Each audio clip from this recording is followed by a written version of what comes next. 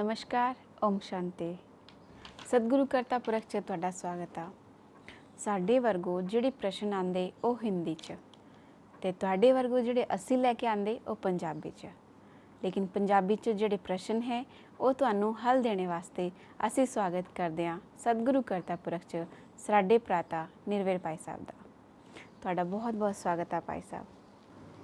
बहुत बहुत धन्यवाद। ਜੀ ਭਾਈ ਸਾਹਿਬ। ਹਾਂਜੀ, ਭਾਜੀ ਤੁਸੀਂ ਪੰਜਾਬੀ ਚ ਗੱਲਾਂ ਕਰਦੇ ਸਾਡੇ ਵਰਗੋ ਕਿਹੜਾ ਲੱਗਦਾ ਤੁਹਾਨੂੰ? बड़ा बहुत अच्छा लगता। क्योंकि पंजाबी छड्डे हुए काफ़ी समय हो गए। मातृ भाषा ਜਿਹੜੀ ਹੁੰਦੀ ਨਾ ਜੀ। ਉਹ ਨਹੀਂ ਭੁੱਲਦੀ ਕਦੀ। अच्छा ਉਹ ਕੋਈ ਸਾਡੀਆਂ ਭੈਣਾਂ ਸੀ, जी अचल दीदी और दूसरी कुछ सिस्टर्स ਜਿਨ੍ਹਾਂ ਨੇ ਸ਼ੁਰੂ ਚ ਗਿਆਨ ਲਿਆ ਸੀ जी ਅੰਬਾਲੇ ਤੋਂ, ਅੰਬਾਲੇ ਨਹੀਂ ਹੈ, ਬਟਾਲੇ ਤੋਂ, ਅੰਮ੍ਰਿਤਸਰ ਤੋਂ, ਜਲੰਧਰੋਂ। ਤੇ ਉਹ ਇਤਨੇ ਜ਼ਿਆਦਾ ਹਿੰਦੀ ਦੇ ਸ਼ੌਕੀਨ ਹੋ ਗਏ ਸੀ ਕਿ ਉਹ ਸਿਵਾਏ ਹਿੰਦੀ ਦੇ ਗੱਲ ਹੀ ਨਹੀਂ ਸੀ ਕਰਦੇ। ਲੇਕਿਨ ਅਸੀਂ ਤਾਂ ਬਈ ਬੜਾ ਸੁਭਾਵਿਕ ਰੂਪ ਨਾਲ ਆਪਣੀ ਮਾਤਰੀ ਭਾਸ਼ਾ ਨੂੰ ਤਾਂ ਮੈਂ ਤਾਂ ਨਹੀਂ ਭੁੱਲ ਸਕਦਾ। बड़ी मीठी लगती लैंग्वेज है और बड़ा अच्छा लगता है। एक अपनेपन दी एफिनिटी जिहड़ी है वो इहदे च। जी भाजी।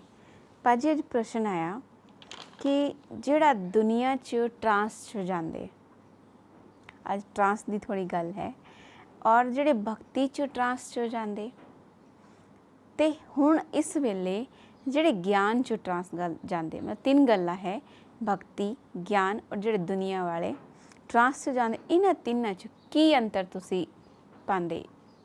ਇਹ ट्रांस ਦਾ ਸਾਡਾ ਜੀਵਨ 'ਚ क्या महत्व है?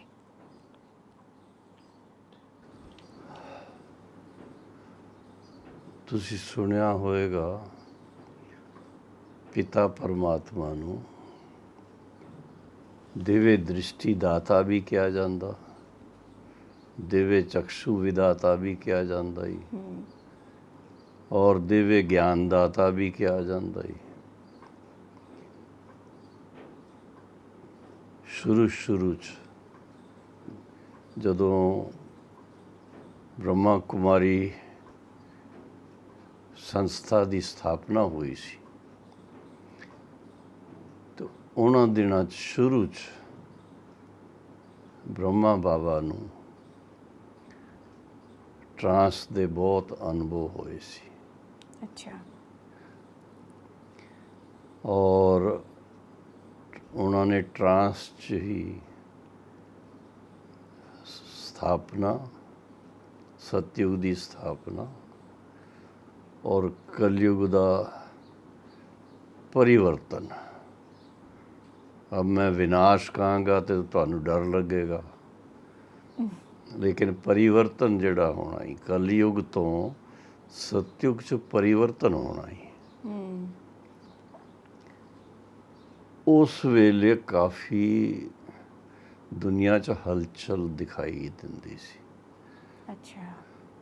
लड़ाई झगड़ा, बॉम्ब्स, अर्थक्वेक्स और फ्लड्स, फिर किते किते सुक्का भी पैंदा सी, ते नैचुरल कैलमिटीज़ वगैरह वो भी उहदे च इनकलूडिड सी। ते ये सारियां गल्लां पहले तो उन्हां नूं शिव परमात्मा ने पिता श्री ब्रह्मा बाबा नूं दिखाइयां सी, और ब्रह्मा बाबा ने फिर उहदे उपर कुछ टाइम एकांतवास करके बनारस रहे, फिर जम्मू कश्मीर च गए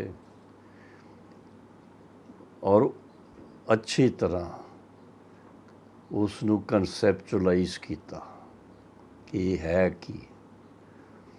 उस तो बाद फिर उन्होंने ईश्वर की आग्ञा के अनुसार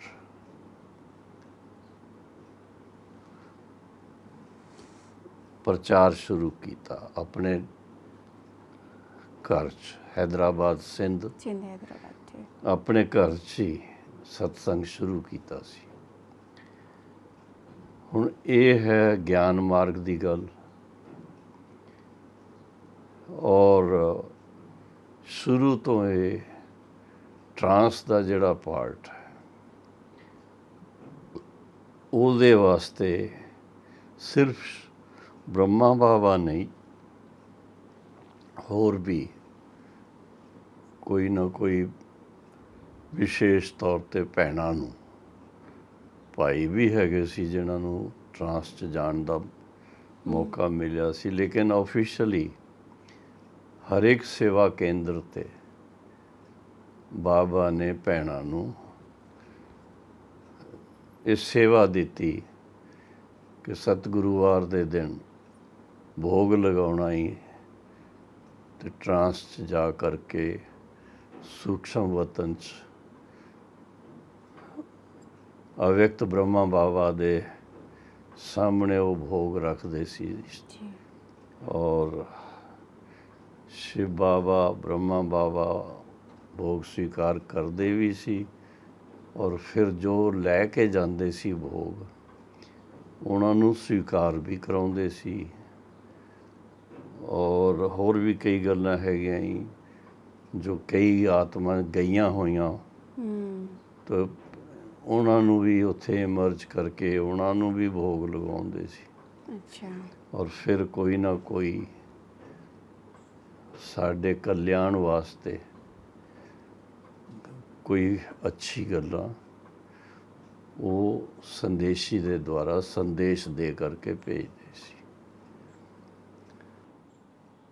दादी गुलजार का एक बड़ा पार्ट रहा शुरू तो, संदेशी सी, भोग लगाना, कोई विशेष संदेश, कोई गल पुछनी होए तो उन्होंने दसदे सी, फिर वो जाती सी, अच्छा। भोग लगा के जो बाबा का संदेश वो आ करके दसती सी। ਉਹਦੇ ਵਿੱਚ ਵੀ ਖਾਸ ਜੋ ਯੱਗ ਦੀ ਮੇਨ ਐਕਟੀਵਿਟੀਜ਼ ਹੈਗੀਆਂ ਉਹ ਨਏ ਯੁੱਗ ਦੀ ਸਥਾਪਨਾ ਦੀਆਂ ਐਕਟੀਵਿਟੀਜ਼, ਉਹਦੇ ਵਿੱਚ ਕਈ ਨਈ ਗੱਲਾਂ ਹੁੰਦੀਆਂ ਸੀ। ਉਹ ਕਲੈਰਿਟੀ ਉਹਦੀ ਦੇਣ ਵਾਸਤੇ ਉਹ ਵੀ ਉਹਦੇ 'ਚ ਆਉਂਦਾ ਸੀ। ਅਤੇ ਇਹ ਤਾਂ ਹੈ ਗਿਆਨ ਮਾਰਗ ਦੀ ਗੱਲ। ਭਗਤੀ ਮਾਰਗ 'ਚ ਵੀ ਜਿਸ ਤਰ੍ਹਾਂ ਤੁਸੀਂ ਦੱਸਿਆ ਕਿ ਭਗਤੀ ਮਾਰਗ 'ਚ ਵੀ ਲੋਕ ਟਰਾਂਸ 'ਚ ਜਾਂਦੇ ਨੇ, ਉਹਦੇ ਵਿੱਚ ਬਾਬਾ ਕਹਿੰਦਾ ਜੋ ਜਿਸ ਭਾਵਨਾ ਨਾਲ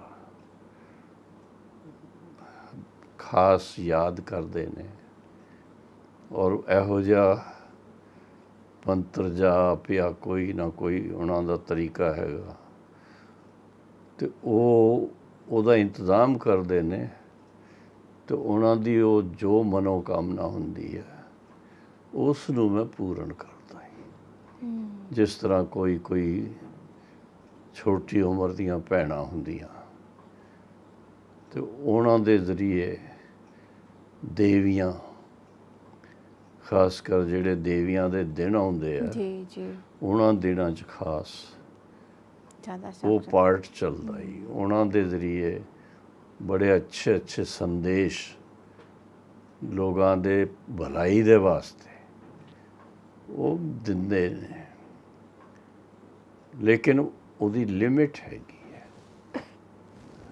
ਭਗਤੀ ਮਾਰਗ 'ਚ ਲਿਮਿਟ ਇਹੀ ਹੈ ਕਿ ਜੋ ਵੀ ਸੰਦੇਸ਼ ਕੋਈ ਹੈਗੇ ਉਹਨਾਂ ਦਾ ਜਵਾਬ ਦੇਣਗੇ, ਇਸ ਤੋਂ ਜ਼ਿਆਦਾ ਹੋਰ ਕੁਝ ਨਹੀਂ। ਲੇਕਿਨ ਈਸ਼ਵਰੀ ਗਿਆਨ ਦੀਆਂ ਜਿਹੜੀਆਂ ਗੱਲਾਂ ਸੀ ਉਹਦੀ ਗਹਿਰਾਈ ਉਹ ਤਾਂ ਫਿਰ ਬਾਬਾ ਸੰਦੇਸ਼ੀ ਦੇ ਦੁਆਰਾ ਦੱਸਦੇ ਨੇ। ਹਾਂਜੀ ਜੀ। ਤੇ ਇਹ ਸਾਡੇ ਮਤਲਬ ਜੀਵਨ ਹੈ, ਇਸ 'ਚ ਕਿਆ ਮਹੱਤਵ ਰੱਖਦਾ? ਮਤਲਬ ਟਰਾਂਸ 'ਚ ਜਾ ਕੇ ਦੇਖਣਾ ਜਾਂ ਫਿਰ ਆ ਕੇ ਭੁੱਲ ਜਾਣਾ ਜਾਂ ਫਿਰ ਉਹ ਜੀਵਨ 'ਚ ਸਮਰਨ ਕਰਨਾ, ਮਤਲਬ ਸਾਡੇ ਜੀਵਨ 'ਚ ਇਹ ਮਹੱਤਵ ਹੈ ਕਿ ਸਾਨੂੰ ਕਈ ਗੱਲਾਂ ਪਾਸਟ ਦੀਆਂ ਜਾਂ ਫਿਊਚਰ ਦੀਆਂ ਸਾਨੂੰ ਤਾਂ ਪਤਾ ਨਹੀਂ ਹੈ। ਜੀ ਸਾਡੇ ਕਲਿਆਣ ਵਾਸਤੇ ਸਿਰਫ ਸਾਡਾ ਇੰਡੀਵਿਜੂਅਲ ਨਹੀਂ, ਅੱਛਾ ਲੇਕਿਨ ਵਿਸ਼ਵ ਦੇ ਜੋ ਵੀ ਬਾਬਾ ਦੇ ਬੱਚੇ ਨੇ, ਹਰ ਇੱਕ ਦੇ ਕਲਿਆਣ ਵਾਸਤੇ ਕਈ ਗੱਲਾਂ ਇਸ ਤਰ੍ਹਾਂ ਸੰਦੇਸ਼ੀ ਦੇ ਦੁਆਰਾ ਦਿੰਦੇ ਦੱਸਦੇ ਨੇ। ਔਰ ਮੈਂ ਜਦੋਂ ਗਿਆਨ ਲਿਆ ਸ਼ੁਰੂ 'ਚ, ਤੇ ਉਹਨਾਂ ਦਿਨਾਂ 'ਚ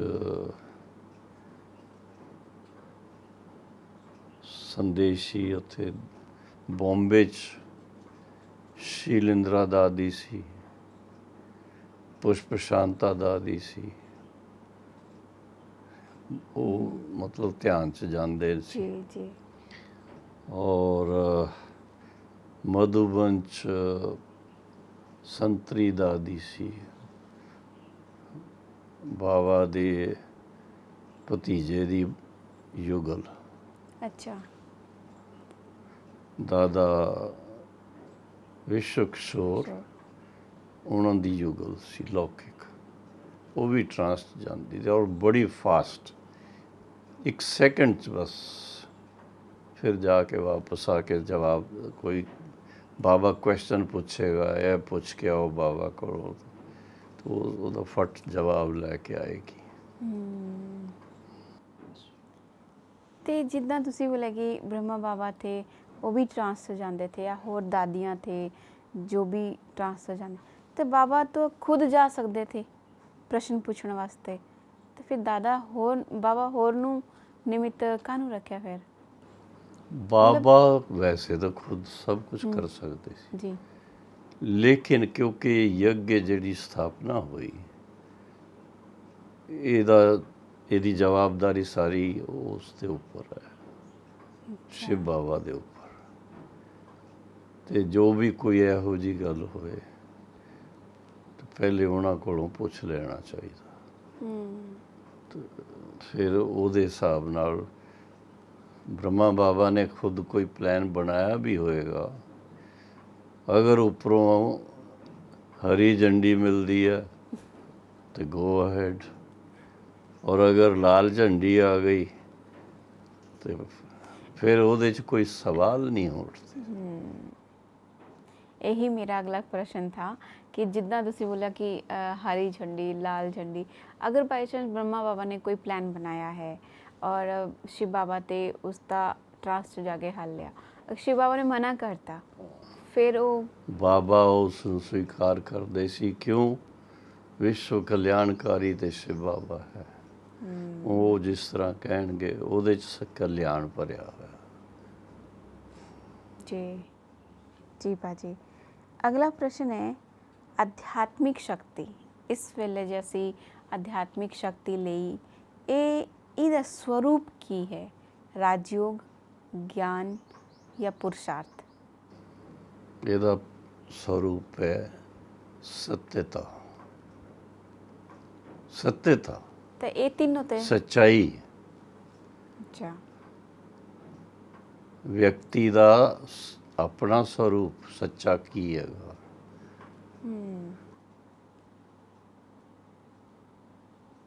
ਔਰ ਫਿਰ ਉਸ ਦੇ ਹਿਸਾਬ ਨਾਲ ਜੋ ਕਰਮ ਅਕਰਮ ਵਿਕਰਮ ਸ੍ਰੇਸ਼ਟ ਕਰਮ ਪਾਪ ਕਰਮ, ਇਹਨਾਂ ਦੀ ਜਿਹੜੀ ਸੱਚਾਈ ਹੈ जी जी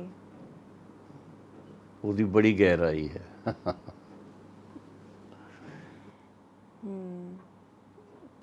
जी पाजी। पाजी अगे एक बाबा ने मुरली च बोला था, एक मुरली थी, उस च बाबा ने बोला था कि वायदे करने वाले तब बहुत है, लेकिन निभाने वाले च नंबरवार हो जाते। फिर अगे बाबा ने बोला था कि संकल्प और विक्रम ਨੂੰ ਪਲਾਨ ਔਰ ਪ੍ਰੈਕਟੀਕਲ ਦੋਨੋਂ 'ਚ ਸਮਾਨ ਬਣਾਓ। व्यर्थ ਦੇ ਸਮੇਂ ਸੰਕਲਪ ਨੂੰ ਜਮਾ ਦੇ ਖਾਤੇ 'ਚ ਜਮਾ ਕਰੋ। ਇਹ ਬਾਬਤ ਨੇ ਇਸ 'ਚ ਤਿੰਨ ਗੱਲਾਂ ਬੋਲੀ ਕਿ ਪਹਿਲੇ ਤਾਂ ਨੰਬਰਵਾਰ ਹੋ ਜਾਂਦੇ, ਦੂਜਾ ਸੰਕਲਪ ਔਰ ਕਰਮ, ਇਹਨੂੰ ਪਲਾਨ ਔਰ ਪ੍ਰੈਕਟੀਕਲ ਦੋਨੋਂ 'ਚ ਲੈ ਕੇ ਆਉਣਾ। ਜਦੋਂ ਬਾਬਾ ਦੀ ਮਹਾਵਾਕਿਆ ਹੀ ਸੁਣਦੇ ਸੀ, ਜੀ ਜਿਸ ਨੂੰ ਮੁਰਲੀ ਕਹਿੰਦੇ ਆ, ਗਿਆਨ ਦੀ ਮੁਰਲੀ, ਤੇ ਬਾਬਾ ਦੀ ਮੁਰਲੀ ਸੁਣਨ ਵੇਲੇ ਉਮੰਗ ਸਭ ਨੂੰ ਹੁੰਦਾ ਹੀ। ਹਾਂਜੀ ਔਰ ਉਸ ਵੇਲੇ ਬਾਬਾ ਅਚਾਨਕ ਪੁੱਛਣਗੇ ਇਸ ਚੀਜ਼ ਨੂੰ ਕੌਣ ਪੂਰਾ ਫੋਲੋ ਕਰੇਗਾ, ਕਰੂੰਗਾ ਜੀ। ਤੇ ਸਾਰੇ ਹੱਥ ਉਠਾ ਦੇਣਗੇ। ਲੇਕਿਨ ਪ੍ਰੈਕਟੀਕਲੀ ਜਦੋਂ ਆਉਂਦੀ ਗੱਲ ਤਾਂ ਉਹ ਥੋੜ੍ਹਾ ਟਾਈਮ ਯਾਦ ਰਹਿੰਦਾ, ਫਿਰ ਦੁਨੀਆਦਾਰੀ ਦੀ ਕੰਮ ਤਾਂ ਅੱਗੇ ਉਹਦੇ ਭੁੱਲ 'ਚ ਜਾਂਦਾ। ਲੱਗ ਜਾਂਦੇ ਨੇ, ਉਹ ਭੁੱਲ ਜਾਂਦਾ ਹੀ। ਤੇ ਫਿਰ ਕਈ ਗੱਲਾਂ ਜਿਹੜੀਆਂ ਜੋ ਜਿਸ ਤਰ੍ਹਾਂ ਬਾਬਾ ਕਹਿ ਰਿਹਾ ਸੀ ਹੂ ਬਹੂ ਉਸ ਐਕੂਰੇਸੀ ਨਾਲ ਕੰਮ ਕਰਨ, ਕਰਮ ਦਾ ਆਪਣਾ ਹਿਸਾਬ ਕਿਤਾਬ, ਉਹ ਢਿੱਲੇ ਹੋ ਜਾਂਦੇ ਉਹਦੇ 'ਚ। ਕਈ ਗੱਲਾਂ ਹੈਗੀਆਂ ਜਿਹਦੇ 'ਚ, ਜਿਸ ਤਰ੍ਹਾਂ ਬਈ ਮਨ ਬਾਣੀ ਕਰਮ 'ਚ ਪਵਿੱਤਰ ਰਹਿਣਾ ਹੈ, ਇਹ ਬਹੁਤ ਵੱਡੀ ਗੱਲ ਹੈ, ਛੋਟੀ ਨਹੀਂ ਹੈ। ਤੇ ਉਹਦੇ ਵਿੱਚ ਉਸ ਵੇਲੇ ਅਗਰ ਹੱਥ ਉਠਵਾਇਆ ਤਾਂ ਸਭ ਉਠਾਉਣਗੇ, ਬਾਅਦ 'ਚ ਫਿਰ ਉਹ ਮਨ ਉਹਨਾਂ ਦਾ ਬਦਲ ਗਿਆ। ਵਿਚਲਿਤ ਹੋ ਜਾਂਦਾ। ਤੇ ਇਸ ਕਰਕੇ ਨੰਬਰਵਾਰ ਪੁਰਸ਼ਾਰਥ ਅਨੁਸਾਰ ਤੇ ਸੰਕਲਪ ਔਰ ਵਿਕਲਪ, ਸੰਕਲਪ ਔਰ ਕਰਮ, ਕੋਈ ਵੀ ਕਰਮ ਕਰਦੇ ਹਨ ਤਾਂ ਪਹਿਲੇ ਤਾਂ ਉਹਦਾ ਸੰਕਲਪ। ਖਿਆਲ ਹੀ ਆਉਂਦਾ ਹੀ ਨਾ, ਸੰਕਲਪ ਹੀ ਆਉਂਦਾ ਹੀ। ਤੇ ਅਗਰ ਤੁਹਾਡਾ ਦਾ ਮਤਲਬ ਤੁਹਾਡਾ ਪਰਸਨਲੀ ਨਹੀਂ, ਲੇਕਿਨ ਅਗਰ ਕਿਸੇ ਦਾ ਅਭਿਆਸ ਅੱਛਾ ਹੀ, ਮੁਰਲੀ ਤੇ ਪੂਰਾ ਧਿਆਨ ਹੈ, ਉਹਨੂੰ ਅੱਛਾ ਜੀਵਨ 'ਚ ਲਿਆਉਣ ਦਾ ਲਕਸ਼ ਹੈ, ਤੇ ਫਿਰ ਮਨ ਔਰ ਕਰਮ, ਮਨ 'ਚ ਜੋ ਸੰਕਲਪ ਆਏਗਾ ਉਹ ਕਰਮ 'ਚ ਵੀ ਆਏਗਾ। ਵੈਸਾ ਹੀ ਕਰਨਗੇ, ਸ੍ਰੇਸ਼ਟ ਕਰਨਗੇ। ਔਰ ਅਗਰ ਧਿਆਨ ਨਹੀਂ ਹੈ,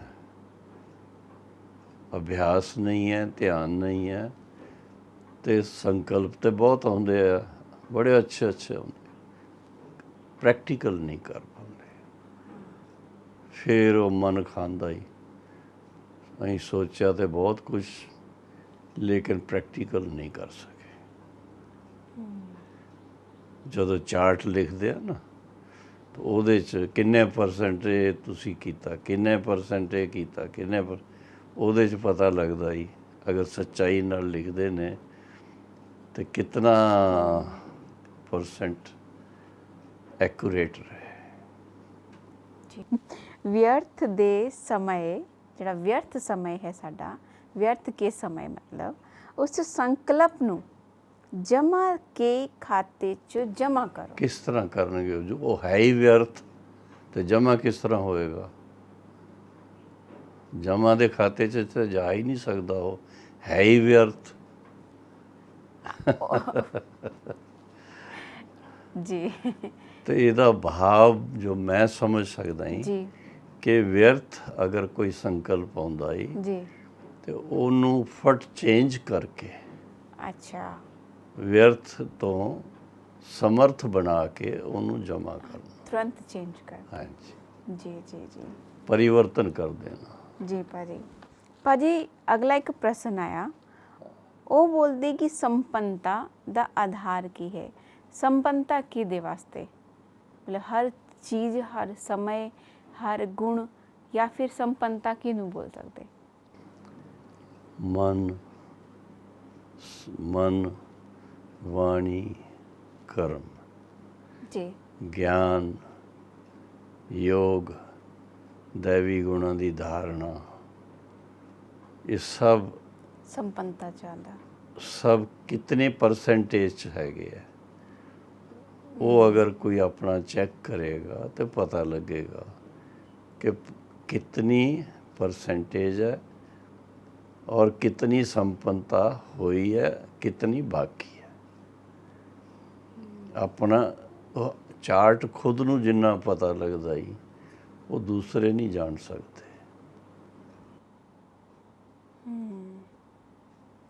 ਤੇ ਜਿੱਦਾਂ ਮੈਂ ਐਗਜ਼ਾਮਪਲ ਮੈਂ ਆਪਣਾ ਉਦਾਹਰਣ ਲੈਂਦੀ ਹਾਂ, ਮੈਂ ਸਵੇਰੇ ਤੋਂ ਲੈ ਕੇ ਸ਼ਾਮ ਤੱਕ ਬਿਜ਼ੀ ਹੈ ਮਤਲਬ ਆਪਣੀ ਸੇਵਾ 'ਚ, ਉਸ 'ਚ ਕਿੱਦਾਂ ਮੈਂ ਆਪਣੇ ਆਪ ਨੂੰ ਚੈੱਕ ਕਰਾਂ? ਕਿਉਂਕਿ ਉਸ 'ਚ ਨਾ ਤਾਂ ਕੋਈ ਕਿਸੇ ਦੇ ਨਾਲ ਚਿਟ ਚੈਟ ਯਾਨੀ ਕਿ ਕੋਈ ਗੱਲਬਾਤ ਹੁੰਦੀ ਜਾਂ ਨਾ ਕਿਸੇ ਤੋਂ ਜ਼ਿਆਦਾ ਵਾਚਾ ਹੁੰਦੀ, ਉਸ 'ਚ ਕਿੱਦਾਂ ਆਪਣੇ ਆਪ 'ਚ ਮੈਂ ਚੈੱਕ ਕਰਾਂ? ਡਿਪੈਂਡ ਕਰਦਾ ਹੀ ਕਿ ਤੁਸੀਂ ਆਪਣੇ ਆਪ ਨੂੰ ਦੇਖ ਸਕਦੇ ਹੋ ਨਾ, ਤੁਹਾਡੇ ਵਿਚਾਰ ਕਿਹੋ ਜਿਹੇ ਰਹੇ। ਅੱਛਾ। ਫਿਰ ਉਸ ਤੋਂ ਬਾਅਦ ਤੁਸੀਂ ਜਿਹੜੀ ਸੇਵਾ 'ਚ ਬਿਜ਼ੀ ਹੈਗੇ ਹੋ, ਉਸ ਸੇਵਾ 'ਚ ਕ੍ਰੀਏਟੀਵਿਟੀ ਕਿਤਨੀ ਹੈ, प्रोडक्टिविटी कितनी है, अच्छा फायदा कितना ही, नुकसान कितना ही, ये सारिया गल्लां आ जांदियां जी। हाँ जी भाजी। भाजी फिर तो एक प्रश्न यही है कि तुसी ट्रांस दे बारे च दस्या सानू, ते ट्रांस ते योग च की अंतर है? योग पुरुषार्थ है। अच्छा। तुसी अपनी मन नू एक लक्ष्य दिंदे हो और उस लक्ष्य के अनुसार शिव बाबा दे नाल मन लगा करके अभ्यास के रूप च ਉਹਦੇ 'ਚ ਟਿਕਦੇ ਹੋ, ਆਪਣੇ ਆਪ ਨੂੰ ਟਿਕਾਉਂਦੇ ਹੋ, ਉਹ ਹੋ ਗਿਆ ਪੁਰਸ਼ਾਰਥ। अच्छा। ਔਰ ਟਰਾਂਸ ਜਿਹੜੀ ਹੈ ਦੇਵੇ ਦ੍ਰਿਸ਼ਟੀ ਜਿਹਨੂੰ ਕਿਹਾ ਜਾਂਦਾ, ਉਹ ਪਰਮਾਤਮਾ ਦੀ ਦਿੱਤੀ ਹੋਈ ਦੇਣ ਹੈਗੀ ਹੈ। अच्छा। ਉਹ ਵਿਅਕਤੀ ਜੋ ਵੀ ਭੈਣ ਹੋਏ ਜਾਂ ਭਾਈ ਹੋਏ ਬਾਬਾ ਦੇ ਯਾਦ 'ਚ ਬੈਠਦੇ ਨੇ ਔਰ ਹੋਰ ਗੱਲਾਂ ਤੋਂ ਬੁੱਧੀ ਹਟ ਜਾਂਦੀ ਹੈ। ਇੱਕ ਹੀ ਗੱਲ ਮਨ 'ਚ ਹੁੰਦੀ, ਮੈਂ ਬਾਬਾ ਕੋਲ ਜਾ ਕੇ ਬਾਬਾ ਨੂੰ ਇਹ ਭੋਗ ਸਵੀਕਾਰ ਕਰਾਉਣਾ ਹੀ, ਇਹ ਸੰਦੇਸ਼ ਦੇਣਾ ਹੀ, ਬਸ ਸਭ ਦੀ ਯਾਦ ਪਿਆਰ ਦਾ ਸੰਦੇਸ਼ ਦੇਣਾ। ਤੇ ਉਹ ਇੱਕ ਸੰਕਲਪ ਲੈ ਕਰਕੇ ਬੈਠੀ ਹੈ ਤੇ ਬਾਬਾ ਦੇਵੇ ਦ੍ਰਿਸ਼ਟੀ ਦਾਤਾ ਹੈ, ਦੇਵੇ ਚਕਸ਼ੂ ਵਿਦਾਤਾ ਹੈ। ਬਾਬਾ ਫਿਰ ਉਹਨਾਂ ਦੀ ਕੀ ਕਹੀਏ ਸਿੰਪਲ ਭਾਸ਼ਾ 'ਚ ਕਹਿੰਦੇ ਆ, ਉਹਨਾਂ ਦੀ ਰੱਸੀ ਖਿੱਚ ਲੈਂਦੇ ਆ। अच्छा। ਉਹਨਾਂ ਨੂੰ ਮਤਲਬ ਦਿਵੇ ਦ੍ਰਿਸ਼ਟੀ ਦਾ ਵਰਦਾਨ ਦਿੰਦੇ ਨੇ ਔਰ ਆਤਮਾ ਇਹ ਸਮਝਦੀ ਹੈ ਕਿ ਮੈਂ ਫਰਿਸ਼ਤਾ ਬਣ ਕਰਕੇ ਫਰਿਸ਼ਤਾ ਸਰੂਪ 'ਚ ਬ੍ਰਹਮਾ ਬਾਬਾ ਦੇ ਕੋਲ ਸੂਖਸ਼ਮ ਵਤਨ 'ਚ ਗਈ। ਸ਼ਿਵ ਬਾਬਾ ਵੀ ਉਸ ਵੇਲੇ ਬ੍ਰਹਮਾ ਬਾਬਾ ਦੁਆਰਾ ਸਾਨੂੰ ਮਿਲੇ, ਉਹਨਾਂ ਦੇ ਸਾਹਮਣੇ ਅਸੀਂ ਭੋਗ ਰੱਖਿਆ। ਫਿਰ ਬਾਬਾ ਨੇ ਪਹਿਲੇ ਬੱਚਿਆਂ ਨੂੰ ਭੋਗ ਖਿਲਾਇਆ, ਫਿਰ ਬੱਚਿਆਂ ਨੇ ਬਾਬਾ ਨੂੰ ਭੋਗ ਖਿਲਾਇਆ। ਫਿਰ ਜੋ ਕੁਐਸਚਨ ਕੋਈ ਹੋਏ ਉਹ ਪੁੱਛਦੇ ਨੇ, ਉਹਦਾ ਜਵਾਬ ਬਾਬਾ ਦੇ ਕਰਕੇ ਔਰ ਫਿਰ ਵਾਪਸ ਭੇਜ ਦਿੰਦੇ। ਤਾਂ ਜੋ ਸੰਦੇਸ਼ੀ ਹੈ ਉਸ ਨੂੰ ਇਹੋ ਜਿਹਾ ਅਨੁਭਵ ਹੁੰਦਾ ਹੀ ਕਿ ਮੈਂ ਇੱਥੋਂ ਵਤਨ 'ਚ ਗਈ, ਬਾਬਾ ਨੂੰ ਮਿਲੀ, ਜੋ ਮੇਰੀ ਸੇਵਾ ਸੀ ਉਹ ਕੀਤੀ ਔਰ ਫਿਰ ਬਾਬਾ ਦੀ ਯਾਦ ਪਿਆਰ ਲੈ ਕਰਕੇ ਸਭ ਬੱਚਿਆਂ ਵਾਸਤੇ ਫਿਰ ਵਾਪਸ ਆ ਗਈ। ਉਹ ਯੋਗ ਹੋਇਆ। ਤੇ ਇਹ ਹੋਇਆ ਦਿव्य ਦ੍ਰਿਸ਼ਟੀ ਦਾ ਪਾਰਟ। ਯੋਗ ਹੋਇਆ ਯਾਦ। ਜੀ ਭਾਜੀ, ਜਿੱਦਾਂ ਤੁਸੀਂ ਯੋਗ ਦਾ ਪੂਰਾ ਅਰਥ ਸਾਨੂੰ ਸਮਝਾਇਆ, ਕਿ 2 ਜਾਂ 3 ਮਿੰਟ ਸਾਨੂੰ ਤੁਹਾਡੀ ਭਾਸ਼ਾ 'ਚ ਰਾਜਯੋਗ ਤੁਸੀਂ ਕਰਵਾ ਸਕਦੇ? ਤੇ ਉਹ ਤਾਂ ਬੜਾ ਸਹਿਜ ਹੈ। ਯਾਦ ਬਾਬਾ ਨੇ ਵੀ ਕਿਹਾ ਹੀ, ਤੇ ਯਾਦ ਕਿਸ ਨੂੰ ਕਰੀਦਾ ਹੀ? ਜੋ ਬਹੁਤ ਕੋਈ ਜਿਸ ਦੇ ਨਾਲ ਬੜਾ ਪਿਆਰਾ ਸੰਬੰਧ ਹੋਏ ਔਰ ਸੰਬੰਧ ਦੇ ਨਾਲ ਨਾਲ ਕੁਛ ਹੋਰ ਵੀ ਗੱਲਾਂ ਹੈਗੀਆਂ, ਪ੍ਰਾਪਤੀ ਦੀ ਗੱਲ ਵੀ ਹੈ ਔਰ ਕਿਸ ਲੈਵਲ ਤੇ ਤੁਹਾਡਾ ਸੰਬੰਧ ਹੈ ਉਹ ਵੀ ਉਹਦੇ ਤੇ ਵੀ ਡਿਪੈਂਡ ਕਰਦਾ ਜੀ।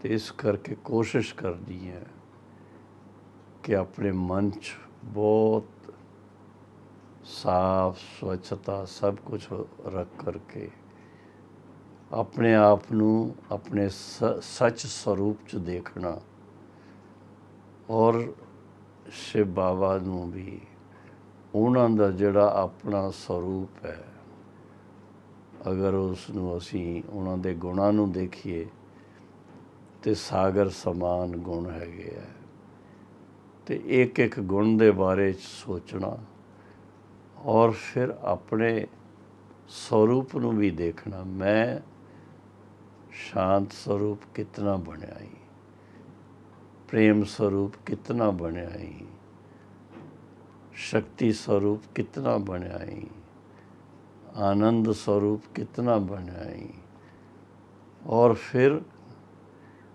शिव बाबा दे बिल्कुल समीप कितना पहुँचा ही, महसूस की करते हैं उस वेले। ये थोड़ा जा अटेंशन देन दे नाल आहिस्ता आहिस्ता अभ्यास जरूर चाहिए ही, आहिस्ता आहिस्ता मन पूरा शिव बाबा दे उपर केंद्रित हो जाता है, जिसनों बाबा ने शब्द दिता ही मन मना भाव, मन मेरे साथ लगाओ। अगर वो तुहाडी स्थिति बन जाती है तो तुसी बिल्कुल मनसा दे जरिए, अपनी मन दे जरिए शिव बाबा दे बिल्कुल समीप अपने आप नूं महसूस करनगे। और जिन्ना शिव बाबा दे समीप महसूस करनगे, अज दी मुरली च भी तुसी सुनिया होएगा, उतना ही शिव बाबा दा आत्मा ते असर हुंदा ही, उतना मैगनेटाइज हो जाती है आत्मा, उसनूं शक्ति मिलती है, शांति मिलती है, और बल्कि स्वरूप भी इहो जिहा बनता जाता ही, बाप समान स्वरूप च पहुँच जाते हैं।